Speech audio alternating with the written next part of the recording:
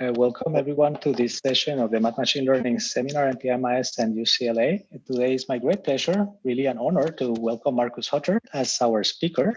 He's a senior researcher at Google DeepMind in London. 2 years, and he's a honorary professor at the Australian National University in Canberra.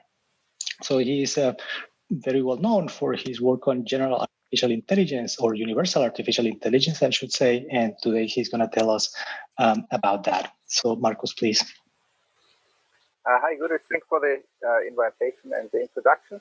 But I will actually not tell you about universal AI, my research for the last 20 years. I would have been happy to do so, but I thought maybe I should present something fresh, which I just did in January.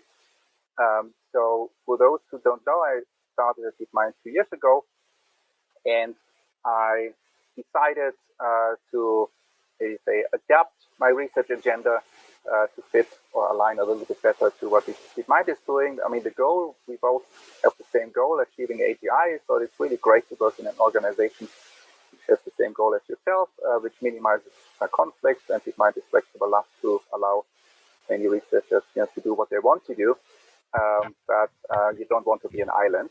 So, of course, I get a lot of contact, and information now about, deep learning, which I haven't, tried away before. And I was approached about this recent observations by OpenAI, and also before by Baidu and by others, about the scaling laws in deep learning, and that an explanation is sort of a theoretical explanation is outstanding. And I thought about it and came up with the following. W.r.t, it is a very, very simple toy model, and the math is also very simple. I will skip most of the math anyway, just to give you a big picture. But I think it is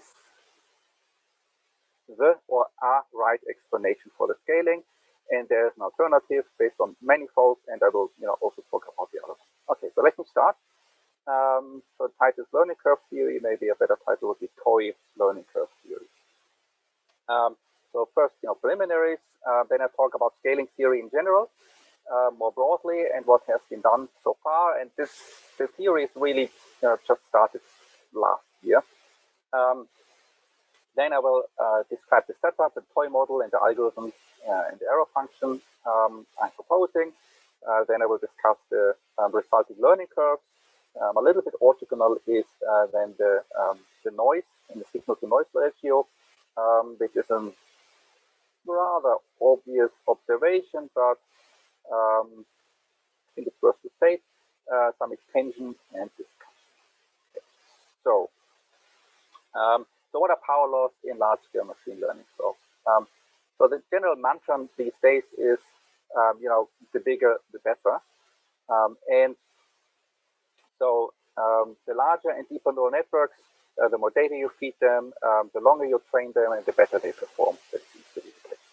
And so this has been quantified recently, and I will show you some plots that if you plot the test error as a function of either data size or model size or compute budget, then it follows a power law pretty precisely.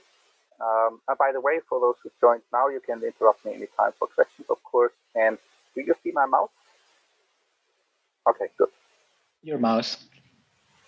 Yeah, okay.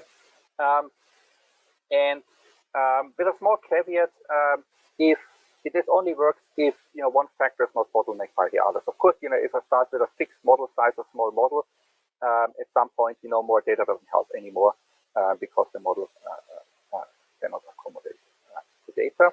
And another caveat is if you have noise in the labels, for instance, or you have an intrinsic model misspecification, then you have to subtract first the irreducible error to get this power law. Okay, so here that's some plots from DeepMind paper, from Kaplan and others. So that's log-log plot, that's the test plot on the vertical, and on the horizontal. So here is in terms of compute, data size, and number of parameters, and you see that the test plot really goes down as a power law. I mean, really, really extremely well with data size and parameters. And with compute, you also see this power loss, and this small blue curve is sort of different models of different sizes. So you have to adapt the model size appropriately, otherwise sort of it always phases out at some point. The important thing here is to look at the exponent. So you see the loss is equal to, well, the x-axis, so compute or data size or a number of parameters, to the power of minus something. And this power is relatively small. So it's between the 0.05 and, I can't see it, and 0.076. So usually it is, less than 0.15 or something, and it's important, and I can't. Okay. And so these power laws have been observed for a wide variety of problems, supervised, unsupervised transfer learning, for different data types, many different neural network architectures, different loss functions. So this has led some to believe that these power laws may be universal. So whatever you do, you get a power law. And we actually don't know whether this is true and to what extent this is true, because the theoretical understanding is quite limited. Okay. So in this talk, I will focus and only consider scaling with data size, n. And I will talk more about it, but if you take classical learning theory, you get power laws, but they're usually n to the minus 1/2. That's compact theory, or n to the minus 1 for locally quadratic losses. And you don't get these powers which are very small, like 0.1. And my conjecture is that if you really want a power law which is smaller than 1/2, then this requires data of unbounded complexity and models of unbounded complexity. And okay, for models for unbounded complexity, you have a couple of choices. One is that you scale up the model with the data. Okay, so this gives you a model of unbounded complexity. Or you start with a non-parametric model like k-nearest neighbor or kernel regression, which has been done before, and we'll talk about that. Or you look at the simplest model, which is not finite, and that would be a model with countably many parameters. And I sort of like countable infinity, and that's what I'm proposing here. Okay, so in the general findings will be that if I have a domain of unbounded complexity, then actually not only power laws are possible, but a variety of learning curves. But it seems that power laws are somehow attractive. You get them quite easily. And in particular, if the data is Zipf-distributed, so assume, birds, we all know that the frequency of birds have a nice Zipf distribution, which means a power law with the exponent close to 1. This implies that we get a power law for the learning rate with interesting beta much smaller than 1/2. Also, interestingly, I get power laws also for many non-Zipf distributions, but then with uninteresting beta, like beta equal to 1/2, like this one. Okay. And so my conjecture is that these findings remain true for many infinite models, but this remains. Okay, so the key findings is that learning curves consist of 3 terms. One is a data independent but loss dependent power law, which comes from classical learning with n to the minus 1/2. And that's sort of new, a data dependent, but interestingly, and I didn't expect it, a loss independent power law n to the minus beta, if your data is distributed according to Zipf distribution, and there's a relation between alpha and beta, and we'll get back to that. And then the irreducible term due to noise or model approximation.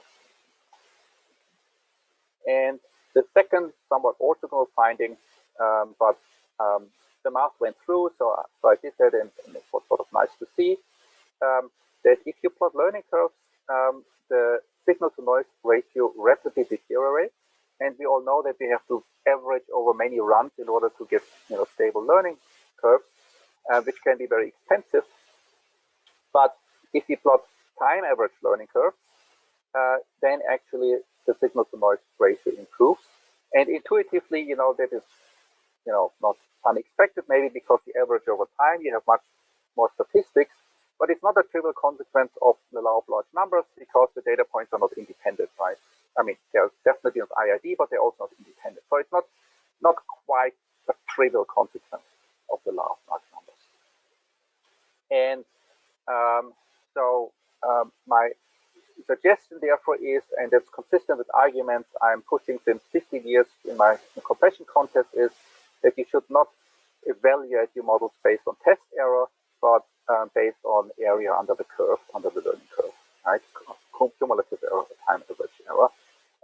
So this is another argument that the variance is smaller. I mean, I argue for the log loss based on different reasons, but this is sort of another argument. But this is sort of not the core message of this talk. Okay, so now let me give you a review of scaling theory, which is out there, and more broadly also scaling with. And let's start with model size, which I don't deal with, but people have considered this. So consider function f from a d-dimensional space to the real numbers, which we want to approximate. And the most naive approximation is that we take an epsilon grid on this hypercube, and then we and each hypercube we specify one real number. So we need 1 over epsilon to the d parameters. And if the function is Lipschitz, then we can approximate the function f to accurately epsilon, where epsilon, which will solve this equation, is n to the minus 1 over d. And we get a nice power law, which is not the boring minus 1/2, but a small exponent, in this case, minus 1 over d. Okay. So if the data sort of fits, say, on a 10-dimensional manifold, you will get a power law of n to the minus 0.1. If this idea that a neural network models your data somewhere internally, and it lies in a 10-dimensional manifold. And there has been some experiments, and I'll come to that in a second. And if your function is more smooth, say if you have k derivatives which are bounded, then you need less parameters, but then it's highly non-trivial, and you can prove that the scaling now will be n to the minus k divided by d, so where k is the smoothness. And so this has been proven a long time ago. And for the lower bound, you need some fancy theorems. What is it? Borsuk-Ulam theorem and other stuff. And then this has been, I think, was in a quite famous paper a long time ago, adapted to neural networks. And very recently, just last year, by, I forgot the author's name, sorry, it's at the end, has been empirically verified and then extended to neural networks, in the sense that they looked at the neural network and they looked at the last layer of this neural network and estimated the dimensionality of the data distribution in this last layer, and then looked at the power law and saw that it's consistent, so that they get the n to the minus. It was not minus 1 over d, but alpha to the d, because they use different loss functions and smoothness. So that's the standard explanation of the scaling laws for with respect to model size, that data lies on a manifold. Okay. And before I get to the compute or data size, so this is a slide which shows that it's essentially the same, whether you scale with data size or with number of iterations in your learning algorithms, like gradient descent steps or compute, is usually just scaled versions of each other. Because, I mean, in deep learning, each iteration, right, have a certain batch size, and then the compute is proportional to the number of learning iterations, to the batch size, if the model size gets fixed. Okay, so the compute is just the number of iterations times a constant factor. Also, in online learning, every data item is usually, only used once. Or in stochastic learning, I mean, data items are often used multiple times, but in large-scale learning, like GPT-3 and others, data items are often used only once. And actually, less than once, but then we just don't count them. Or if you generate artificial data, then it's natural to generate newer data items for each iteration. So you also use every data item all the time.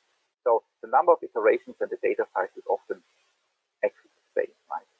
And so in these four settings, the learning curves are exactly the just scaled versions of each other, so we can concentrate just on data size or number of iterations.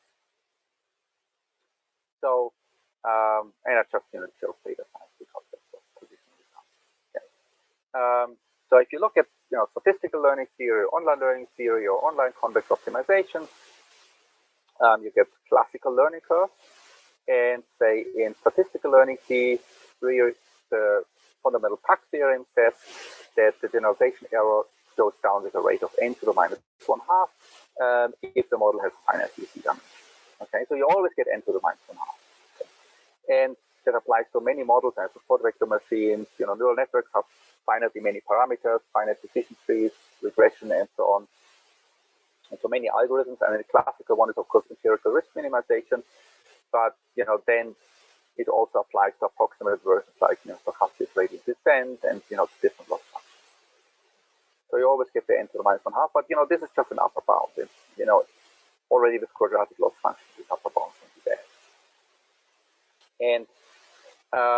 And you can easily get that from the central limit theorem. I mean, what happens is if you have finitely many parameters, your learning algorithm effectively estimates these parameters, and you can estimate the parameter from sample size n to accuracy 1/square root of n.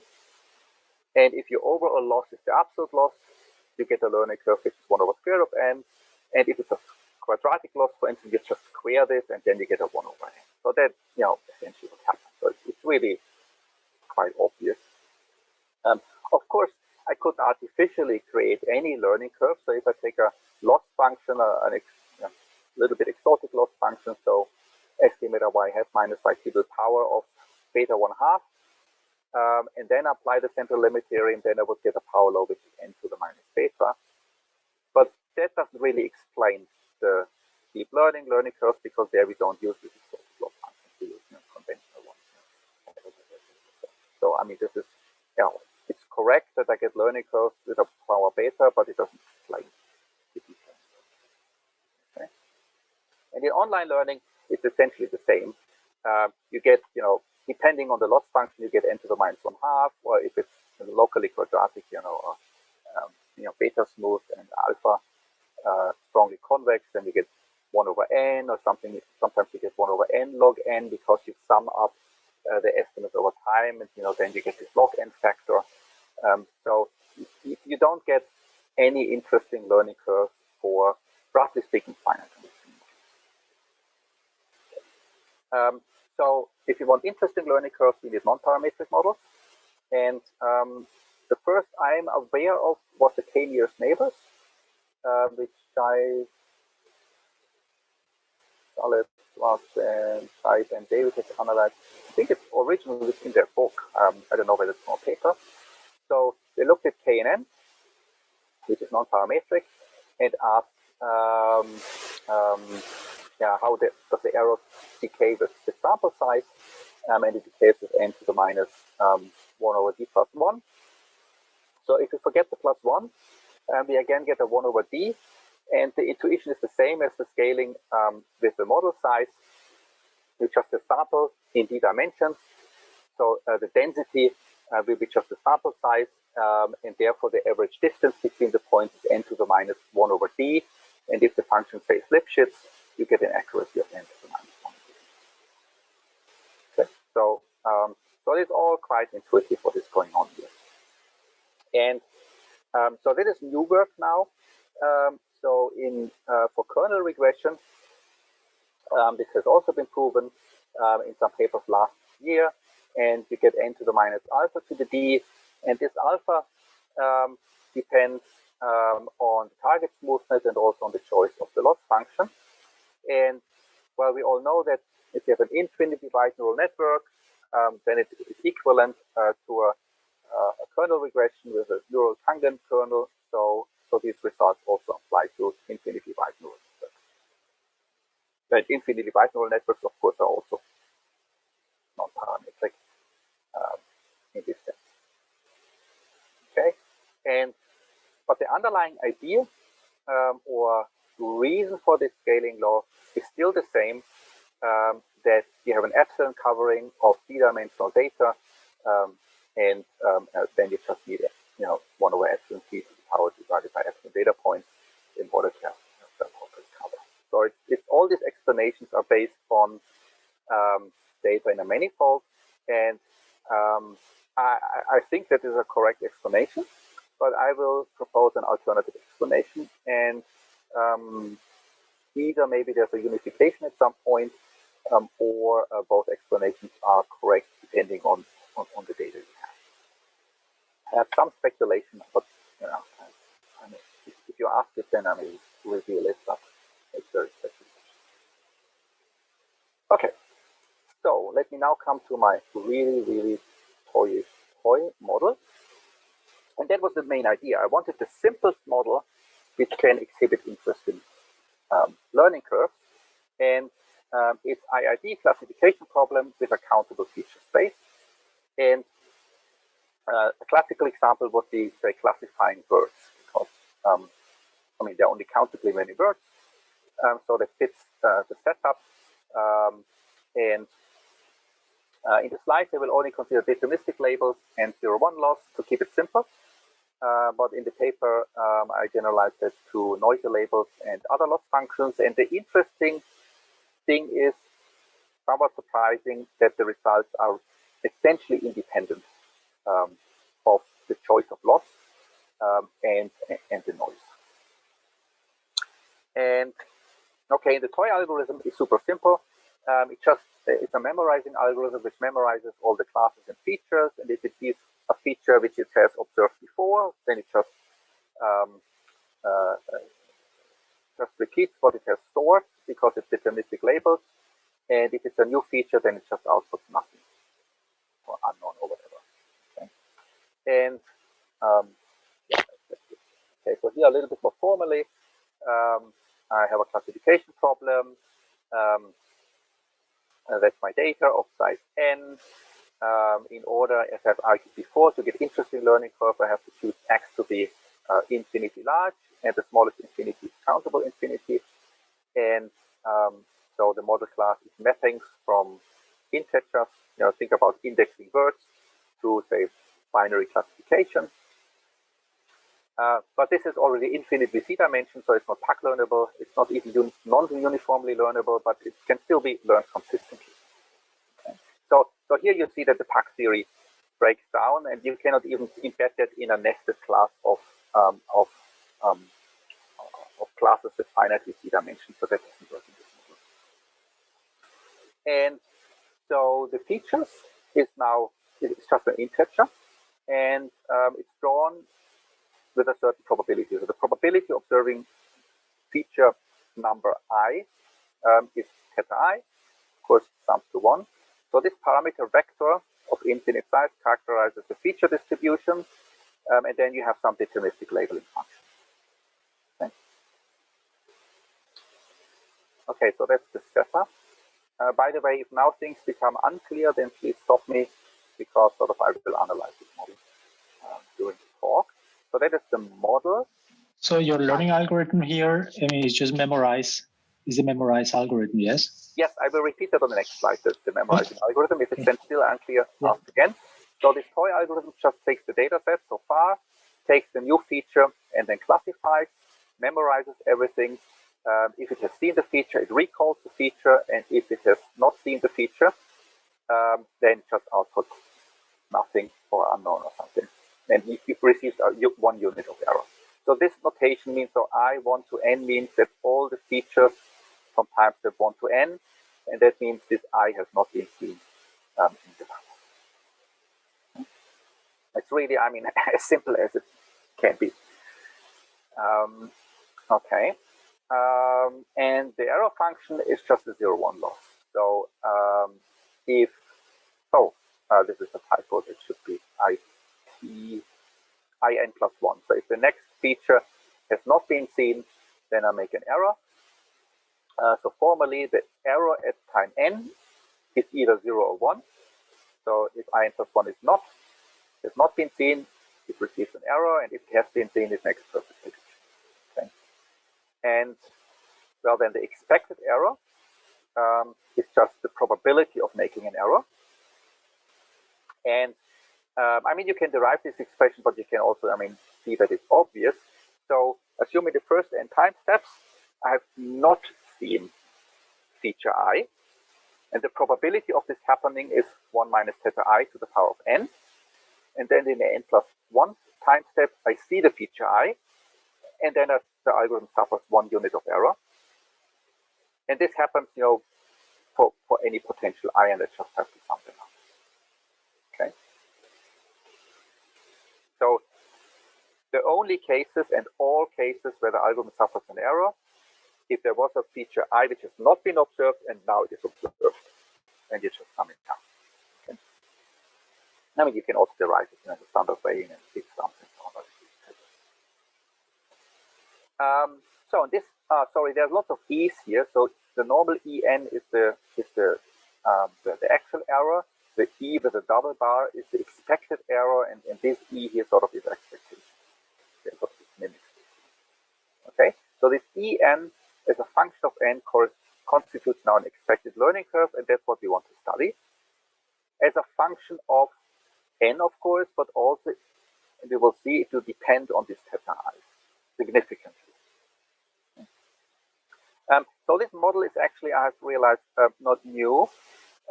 So this has been used in the context of what is the probability of discovering a new species from having seen so-and-so number of species, quite old model.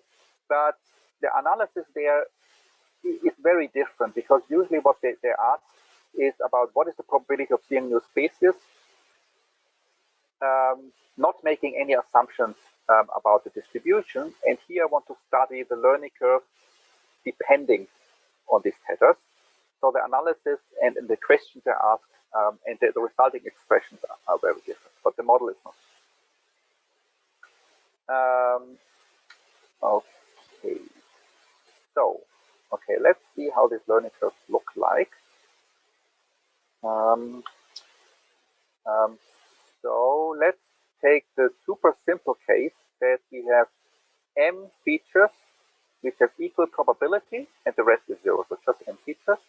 So then the probability of an error is just 1 minus 1 over m to the power of n, right? If you have not seen a particular feature in the first n time steps, it's probably to the n. So it's just an exponential curve. Okay. So I mean, you can see that here, you just plug in some trusted m, that's 1 over m. Yeah. So, okay. And so this is not really interesting to us. I mean, first, it corresponds to a finite model, which is exactly which lives this boring learning curve. Before I said you get n to the minus 1/2 or n to the minus 1, but sometimes you can, of course, get exponential because there is no noise. But as soon as you introduce noise, you get power loss, uninteresting power loss. Yeah, these exponential decays are artifact of the deterministic labels and the 0-1 loss. Becomes a power law after averaging, but an uninteresting power law, and it doesn't explain the deep learning. Okay, so let's blow up this model a little bit. So on first, the expected error is of course invariant under permutation of the indices. It doesn't really matter, which index to give to which observation. So we can, without loss of generality, we can assume that these theta's are sorted in decreasing order. But some theta's may be equal. And let's take the set of all theta's, of different theta's and call them theta j sort of bar. I mean, there's notation. And each of these theta j's, they have multiplicity mj. So then this sum becomes, you still sum over theta j. And I just replace this 1 minus blah blah blah by by e to the minus this is log thing. But these theta's, most of these theta's are small, right? So this log 1 minus theta is approximately theta j. So just think that this curly theta is the same as the theta. Don't sweat the difference. And you just have this multiplicity here. So and you can even have a finite or an infinite number of different thetas here. And so then what you have is, okay, here's repeating the formula. So it's a sum of exponential decays now. And, in the well-separated case, or at least conceptually, you can think of, that depending on the sample size n, there's always maybe one curve which dominates. So at the beginning, the one which decays fastest dominates, and then the smaller exponent dominates, and then the even smaller one. And if you have finitely many different theta's, that at some point it will exponentially decay with the smallest theta. But if you have infinitely many different theta's, then these exponentials, one takes over the other one, and then you get a non-exponential. But that again shows you that you need infinite models in order to get interesting power. And in any case, the same caveats as in the super simple model apply. Okay, so that's just preliminary. So let's now do something more interesting. But then I already have to do some approximations, and that's this next slide. So this theta I, without loss of generality, I assume that they're monotonely decreasing. So let's introduce some function f of I, and on the reals, and on the integers they correspond to theta I, and then I can, so the sum theta I becomes sum over fi, and the standard thing is I replace sum by integrals, and then I can rename the variables. So you have f e to the minus nf. So it's natural to introduce the variable u, which is f of x. So the change of variables. Then it looks like this, and there's some differentiation here, the denominator. I can, next, what I do is, so if you look at this function, so this u e to the minus nu, and for large u, this is a peak at 1 over n. So this is a function which is peaked at 1 over n. So the dominant contribution in this integral comes from if u is 1 over n. So I just plug this 1 over n in the denominator. This is, of course, an approximation. Then I can pull it out. The integral to theta 1 you can extend to infinity. Usually you don't make much error. And then u e to the minus nu integrated from 0 to infinity gives just 1 over n. Gamma of 3. Well, no, just this 1 over n. And this ugly term. You can rewrite this as as the inverse of this function at 1 over n differentiated. So I try to interpret this, and what happens here is the following: that if you trust this approximation, this error is always dominated by samples where this theta I is about 1 over n. And the reason is as follows. So if theta is much smaller than 1 over n, the probability that this I0 shows up, so the sample is too small to significantly contribute. On the other hand, if theta I0 is much larger than 1 over n, we have observed this feature already a couple of times, and then we don't make any error anymore, and also doesn't contribute. So only in this case you get a contribution. But this changes with n, right? So now we ask, if we change n, how quickly do we sweep through different features which we all have to learn? And as faster we sweep through, the more error we make, because there's no time to properly learn. So it depends on the derivative of this function f, because this tells us how many thetas are in a band which is around 1 over n. So that's the intuition. And you can make all this, you can make the integral approximation rigorous, and we get an approximation accuracy of 1 over n. And since we're interested in learning curves which go down slower than 1 over n, this accuracy is good enough. So this point approximation is only good within a multiplicative constant. Luckily, we don't care about it. So it's also fine. Okay. Okay, so that's a general approximation. And Onofrio, if you want to say something, then you have to unmute yourself. It looks like that sometimes you want to say something, but maybe you're just having mouth exercise. Yeah, no. Sorry about that. No, no. It's just a thing. Yeah. That's fine. I thought so. Okay, so that's a general approximation now. And now let's plug in something interesting. So let's look at Zipf-distributed data. So many data empirically have a so-called Zipf distribution. And the classical example where Zipf has observed it is that if you look at words and you look at the most frequent word the and the second most frequent word and so on, and then I don't know what comes third, I forgot, maybe these. And you look at the frequency, and I have a plot there later, it goes extremely precisely down as 1 over I for the I word, or more general as I to the minus, say, alpha plus 1, where alpha is pretty small. Okay. And if we now plug this choice of data distribution in the approximations before, you can easily compute that you then get a power law n to the minus beta, where beta is related to alpha by alpha. So for very small alpha, beta is the same as alpha. But for larger alpha, I think here on the right-hand side is a plot for, why is that not mentioned? Should be alpha equal 1, I think that's this plot.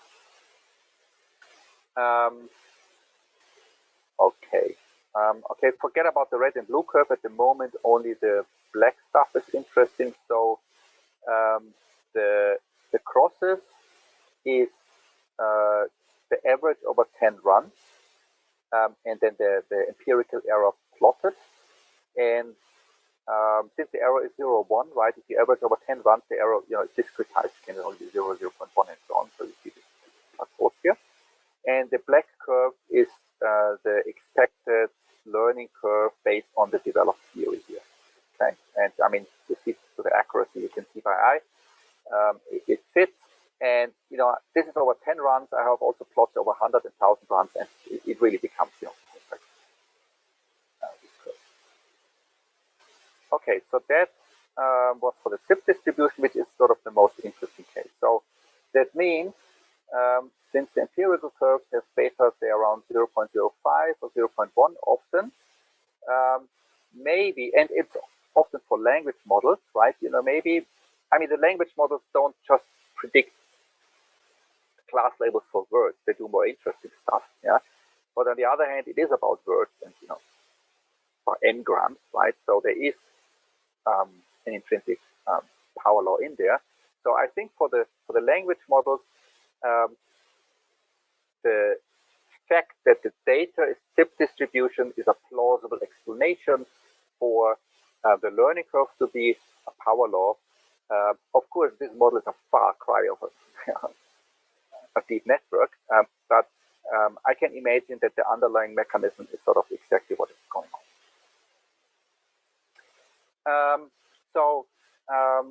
But that's more for fun. So interestingly, even if you have data which is more strongly skewed, so exponentially, for instance, you still get a power law, but now it's 1 over n, so one of these uninteresting power laws. And quite surprisingly, any data distribution, as long as the infinitely many theta a non-zero, you get a power law of 1 over n. So you will think, if I scale it with e to the minus e to the e to the e to the I or something like this, or crazily, it is so close to being a finite model, I should get exponential decay or so. No, you always get a power law, which was quite surprising to me. But unfortunately, that's an uninteresting in the context of deep learning power law. But okay. Okay, so that was the expected curves. If you have any comments or questions, that would be a good point, because now I will sort of talk about the variance and the noise.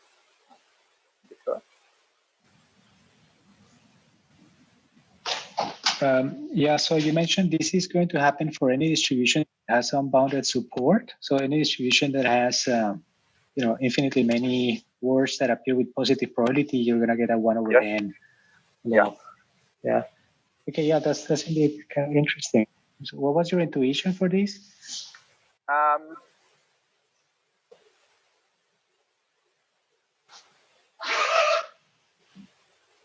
had one when I There is a caveat.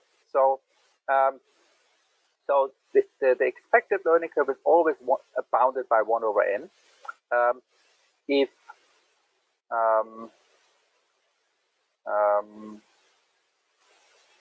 it's exponentially faster, but the lower bound only applies to infinitely many m.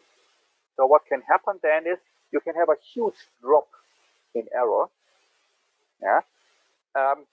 But then there is a very tiny probability that this rare feature occurs, but eventually it has to occur. So eventually you make this error, and it doesn't really matter how, I mean, if the error comes very late, then making an error of size 1 is pretty heavy in sort of in a curve which should go down. And if the error comes earlier, right, then the probability is higher. So this seems to just cancel out. The proof is a little bit obscure. I mean, it's just, 2 lines. But you have to distinguish between 2 cases, and this convergence can be in the critical case of,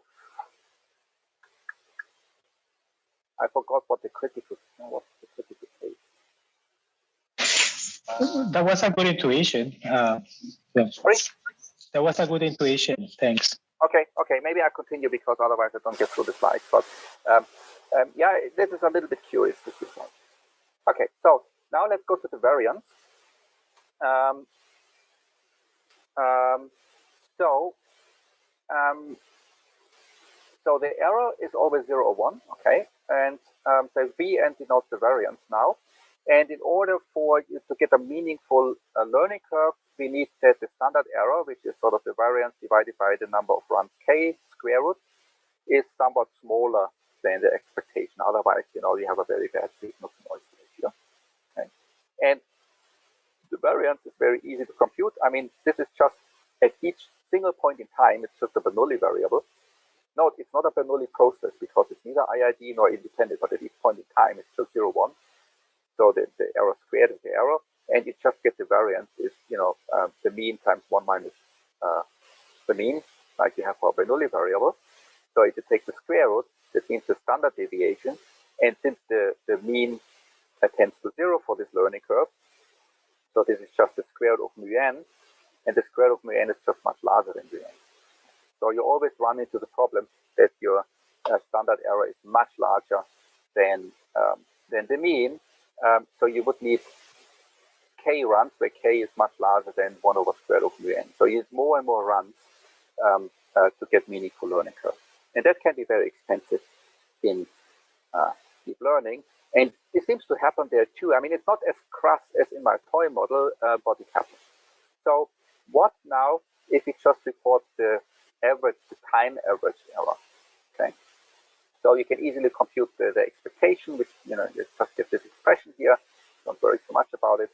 And the variance is already a little bit more tricky to get, but you can get an expression for that. So if you now look at the learning curve, so before we had for the instantaneous error in the case of just m equally probable features with an exponential decay. But if we now average, we take a time average, it only goes down with m over n. And that's also not particularly deep. I get back to that in a second.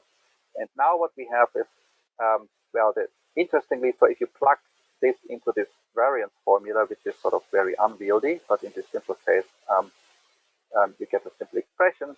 The standard error goes down exponentially, while the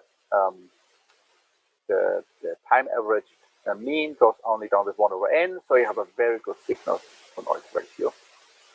But in this case, it's actually pretty bad still to report the average, and I get back to that later. But this is not the case we care about anyway. So we care about the Zipf case.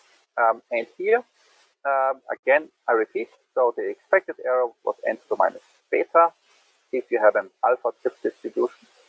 And if you take the time average, well, the error is n to the minus beta. The average over time, the sum is the same as the integral. And if you integrate n to the minus beta and then you divide by n, you still get an n to the minus beta. So the time average curve is exactly the same as the instantaneous curve, and except for constant which is slightly larger, but for betas close to 1, if the constant is nearly the same, so you don't lose much, right? And so that's my complaint about the test set evaluation. People evaluate on the test set because if beta is 0.05, you get a 5% better result than if you just average over training set, and everyone wants to beat the competition, and that's really bad because the prices are very high noise and sort of questionable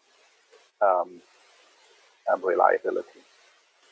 Okay, so but if we now look at the standard deviation, so just plug now the Zipf law in this messy variance formula. What we get is that let's just directly skip to the signal to noise ratio. Then you see for very small alpha that goes down, not exponentially more, but with 1 over square of n. You get a rapidly improving signal to noise ratio without much cost, because the learning curve nearly looks the same from the power law. The power law is the same, and even the coefficient is very close. Right? So the method should be always report time average learning curves. And here you see an example. There's now a Zipf curve which is slightly, which alpha more realistically 0.1, and the blue curve is the time average curve, and you see the dotted curve is just a single run, and the dots and the line and the dashes are the theoretical curve, and then fitted power laws, and these power laws perfectly fit the theory. So I don't have time to go into the details. So you see, even after your sample size 500 is tiny these days, the signal to noise ratio. And you can prove that in general that the signal to noise ratio tends to 0. Okay. So here's a trivial observation, but I think it's worth to make. So take the absolute super simplest model. The feature is always the same. That means in the first time step you do an error, and then afterwards you have perfect prediction. So E0 is 1, and then the error is always 0. There's no variance, of course. Okay, why do I talk about that? If you take the time average over this gives 1 over n. Okay, that means any learning curve, any time average learning curve, the fastest it can go down is 1 over n. So that means if your instantaneous learning curve goes down faster than 1 over n, like exponential, right? Like in a small scale model, or sometimes you can even get 1 over n squared with some accelerated gradient descent method. So if you have a learning curve which is faster than 1 over n, yes, report the instantaneous error. But if your learning curve goes down slower than 1 over n, which is 99% of what people care about, then report this time average, because it has much better signal to noise ratio, and the power law is the same. Okay, so here's the example so I took just from the Calgary corpus the book 1 file, and I only took the first 20,000 words. And you see on the left-hand side, you see words sorted by frequency, and on the vertical, it is the relative frequency of the word or the absolute frequency. So right is the absolute scale, left is the relative scale. And the black line is the frequency of these words. And of course, it is stepped. So this one here, you see, this is at 1, 10 to the 0 is 1. So more than half of the words appear only once, and then, maybe 20% of the words appear twice, and so on. So this is the stepping curve. And this is the power law, which is just 1 over I, or 0.12 over I. I didn't even fit the exponent. I did that, but it was extremely close to 1. So you get a perfect, within the discretization power law. And on the right-hand side is the learning curve. The black one is the instantaneous one, and the blue one is the time average one. It's just a single run. Note, for a single run, an instantaneous learning curve makes no sense, because I evaluate only on the next data item, so the error is either 0 or 1. You better have a curve which is 0, 1, 0, 1, 0, 1. You know, it's not really a curve, right? So I didn't plot it here. But you see the time average, and you hardly can see the dotted curve, which is the run. And the red one is just the cumulative error. Yeah, just add it up. Okay. So I plot here up to 1,000. So if you look further, I mean, it's 20,000 words. Then later, this power law doesn't fit so well anymore. It actually gets pretty bad. And that is because of this discretization, because it's not perfectly a Zipf law, but, it's, steps.